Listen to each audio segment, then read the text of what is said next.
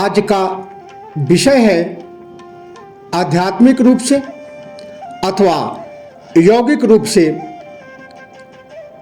अमोघ बल या अमोघ शक्ति को कैसे प्राप्त करें। योग दर्शन विभूतिपाद सूत्र 23 और 24। महर्षि पतंजलि कहते हैं, मैत्र्यादिषु बलानि, मैत्र्यादिषु बलानि।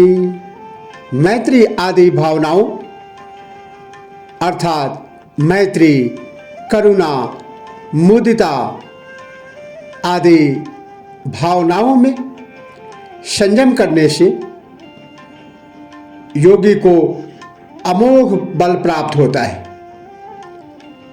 समाधि पाद के सूत्र 33 में बताया गया है कि सुखी जनों से मित्रता, दुखियों पर करुणा, पुण्यात्माओं में प्रसन्नता तथा पापियों की उपेक्षा की भावना से चित्त प्रसन्न होता है। साधक इनका पालन करके अपने चित्त को प्रसन्न रखकर ही योग मार्ग में आगे बढ़ सकता है। जीवन तथा योग साधना दोनों के लिए विधायक दृष्टि बड़ी महत्वपूर्ण है।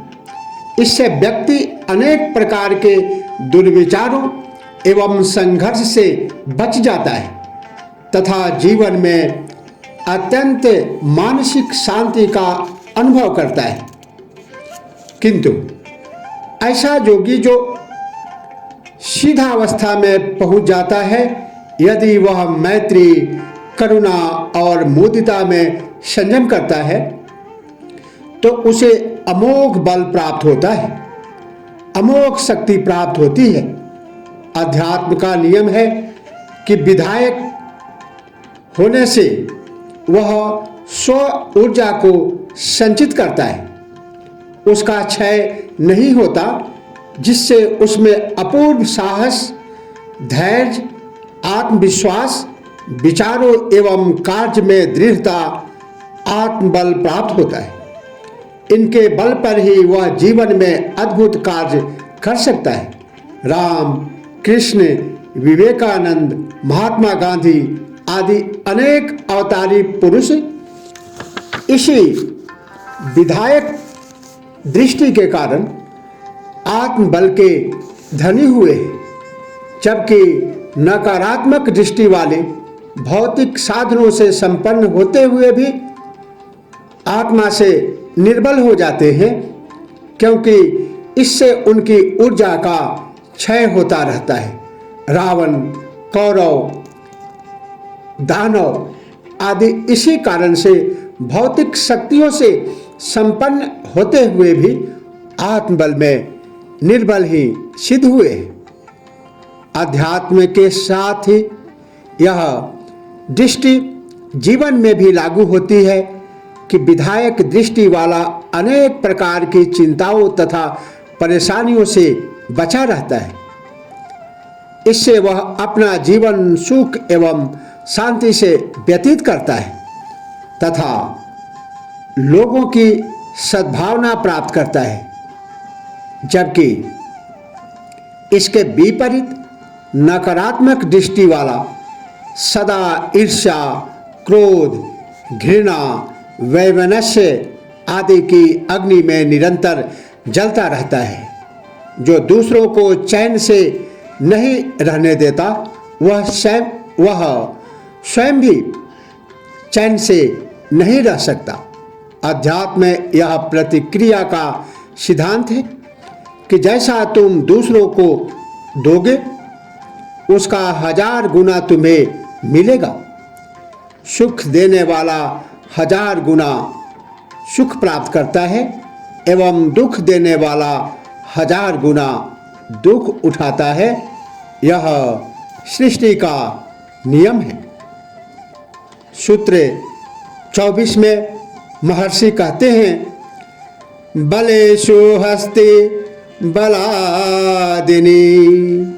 बलेषु हस्ति बलादिनी अर्थात भिन्न भिन्न बलों में हाथी, सिंह, अश्व आदि संयम करने से हाथी आदि के बल के सदृश बल प्राप्त होते हैं। भीम आदि ने इसी आध्यात्मिक शक्तियों से बल प्राप्त किया था। मनुष्य के व्यक्तित्व पर विचारों का सर्वाधिक प्रभाव पड़ता है। जिस प्रकार के वह विचार करता है वैसा ही उसका व्यक्तित्व बन जाता है। महापुरुषों के आदर्शों पर विचार करने वाला, बहादुरी के विचार करने वाला, सच्चाई और ईमानदार पर विचार करने वाला, सैनिकों का विचार करने वाला, बुद्धि का विचार करने वाला वैसा ही बन जाता है। इसी प्रकार चोरी, हत्या, हिंसा, डकैती, जासूसी आदि का विचार करने वाला उसी प्रकार का हो जाता है। कर्म हमेशा विचारों के ही अनुगामी होते हैं। इसलिए पूर्ण संकल्प के साथ जो भी विचार किए जाते हैं वे अवश्य पूर्ण होते हैं तथा वैसा ही वह बन भी जाता है। सभी महापुरुष इसी संकल्प साधना के कारण ऊपर उठे हैं। योगी का संयम इन विचारों से भी ऊंचे स्तर का है। वह जब धारणा, ध्यान, समाधि द्वारा हाथी, घोड़ा, गरुड़, वायु आदि किसी के भी बल में संयम करता है तो उसे वैसा ही बल प्राप्त हो जाता है। इसीलिए इस रहस्य को बताते हुए महर्षि पतंजलि ने पातंजल योग सूत्र, योग दर्शन विभूति पाद सूत्र 24 में लिखा है, बलेषु हस्ति बलादिनी। आज इतना ही। इसी के साथ ओम नमः शिवाय।